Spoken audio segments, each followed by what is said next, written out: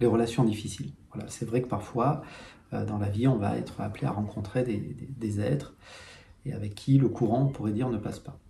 Et donc, qu'est-ce que l'on peut faire avec ces relations difficiles qui peuvent parfois prendre beaucoup de place? J'aime pas parler de relations toxiques parce que je trouve que c'est employé à tort et à travers, mais des relations vraiment qui prennent de l'espace. C'est-à-dire, j'y pense, j'y repense.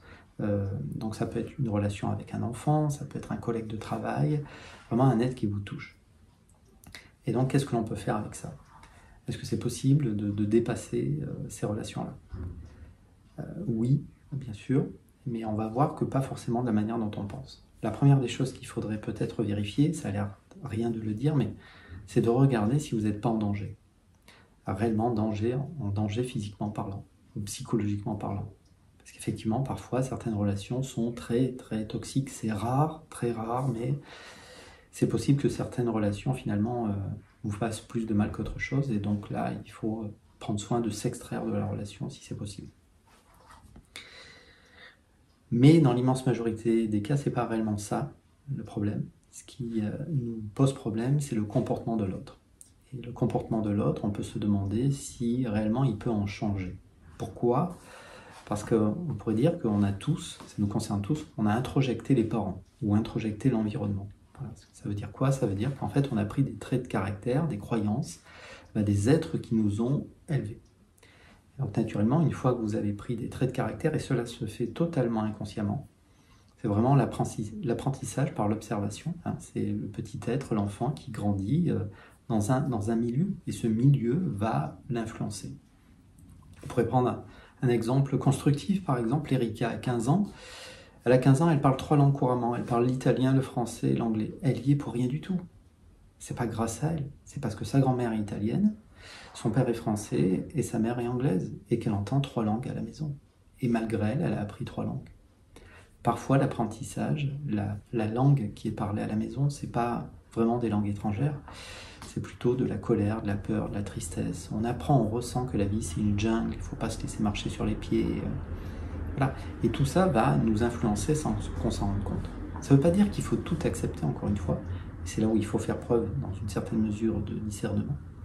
On peut se demander parfois si l'autre réellement peut changer ou pas, ou si réellement juste ce qui pose problème, c'est le comportement de l'autre. Alors effectivement, l'autre ne peut pas forcément changer. Demandez à une personne qui sait parler français de ne pas parler français, vous verrez que c'est compliqué. Un enfant qui a grandi, on pourrait dire, dans un milieu, on va dire, où la colère règne, eh bien c'est possible que cette colère, il la fasse ressortir, ou il la fasse ressentir, ou il fasse peur aux autres. C'est possible. Donc encore une fois, hein, j'insiste, c'est important, il faut regarder si vous n'êtes pas en danger dans cette relation. Mais parfois, ce qui nous dérange juste, ce qui, on pourrait dire, rentre dans notre tête, c'est le comportement de l'autre. Parce qu'on a introjecté nous-mêmes à un autre univers, c'est-à-dire d'autres parents, d'autres circonstances, on a vécu d'autres choses, donc on ne comprend pas l'univers de l'autre. Mais encore une fois, on peut se demander si l'autre peut changer. Par contre, ce que vous pouvez faire, et ce qui peut transformer sans qu'on s'en rende compte les relations, les améliorer, en tout cas vous apaiser fortement, c'est justement de rencontrer les émotions qui sont en lien avec cette relation, avec le comportement de l'autre, avec ce que l'autre vous a dit, ce qu'il vous a fait. Donc les émotions, c'est toujours pareil, c'est pas réellement quelque chose qui est de l'ordre d'une pensée, c'est quelque chose qui est ressenti dans le corps. C'est-à-dire si vous avez la boule au ventre quand vous allez au travail, c'est parce que vous portez déjà à quelque part une projection sur l'autre. Vous dites qu'il est d'une certaine manière. Donc la boule dans le ventre, c'est voilà, une oppression au niveau du thorax, ça c'est les émotions. Vraiment. Et ça peut être dépassé. Pourquoi je dis que c'est les émotions? On peut ouvrir une toute petite parenthèse. On peut prendre 3 exemples. Erika, à 8 ans, on lui crache dessus à l'école. Quand elle rentre le soir et que maman lui dit « ça te fait quoi quand on te crache dessus à l'école ?» Eh bien, elle dit « ben oui, ça me sert ici, ça me sert. » 15 jours plus tard, Erika va tomber en vélo, elle va se casser un genou.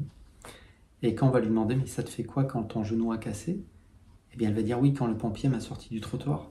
Ça me sert ici. » Voilà. Et puis, Erika a grandi.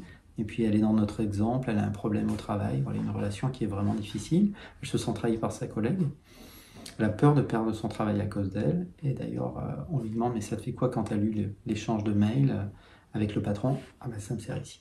Bien sûr, si on revient un petit peu sur ce qui s'est passé, dans le cas de l'école, ça va peut-être parler d'humiliation, Peut-être que dans le cas du vélo où elle est tombée, ça va parler d'insécurité corporelle. Peut-être que dans le cas de ce qui s'est passé au travail, de trahison, peut-être tout simplement, bien évidemment. Mais ça, c'est la compréhension mentale. Et on pourrait dire qu'il faudrait s'y attacher dans un deuxième temps. En tout cas, c'est ce que l'on considère voilà, dans certaines thérapies brèves. Ce qui est important avant tout, c'est qu'est-ce que j'ai ressenti. Effectivement, c'est sans danger de se laisser traverser par ces sensations, par la boule au ventre, et donc d'évoquer lors d'un rendez-vous votre histoire. Qu'est-ce que ça me fait quand ma collègue fait ça, quand mon fils me fait ça, quand ma fille me fait ça, quand mon mari me fait ça.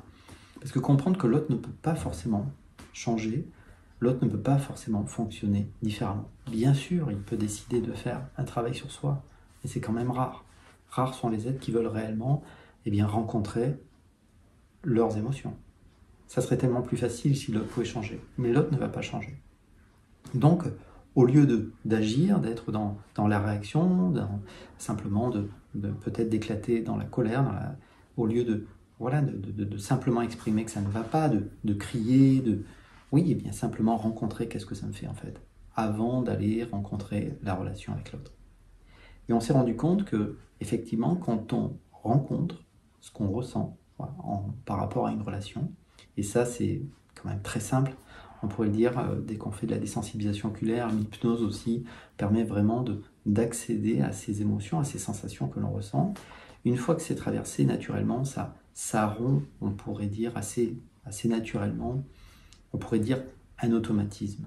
Parce qu'effectivement, souvent ce qui pose problème dans une relation, c'est l'automatisme. C'est-à-dire, on fonctionne par automatisme, malheureusement. Et donc, parfois, quand on est avec un être, on est mal alors qu'il n'a même pas ouvert la bouche. Juste parce qu'à quelque part, on pourrait dire, tout l'historique de ce qui s'est passé autrefois. Donc c'est possible, c'est réellement possible avec l'hypnose, la désensibilisation oculaire. Si c'est votre souhait, c'est toujours pareil, de rompre, de dépasser, on pourrait dire, cette relation. En fait, ce qui est dépassé, c'est pas tellement l'autre. Ce qui est dépassé, c'est ce que je ressens quand l'autre agit de la sorte. Et si c'est rompu, si réellement cet automatisme souffrant est rompu, cette émotion est rompue, et bien si réellement vous vous laissez traverser par votre colère, par votre rancœur, par votre tristesse, par votre peur, si vous avez assez souffert aussi, parce que dans une certaine mesure, quand on pense beaucoup à un être de manière négative, on souffre, ça nous vide, quand à un moment donné on sent qu'on en a marre et qu'on veut arrêter de nourrir cette relation, alors réellement c'est possible, on peut faire ça sur un rendez-vous si vous le souhaitez, que ce soit en ligne ou au cabinet. Et c'est vraiment possible. Mais ça part de soi et de conscientiser à quelque part que l'autre ne fonctionnera pas autrement et que la seule chose que je peux rencontrer, c'est ce que je ressens par rapport à lui. Voilà, donc vous me trouverez si vous souhaitez en commentaire, enfin vous trouverez mes coordonnées, vous pouvez m'appeler, prendre rendez-vous en ligne, naturellement, peut-être. Voilà, à bientôt. Voilà, au revoir.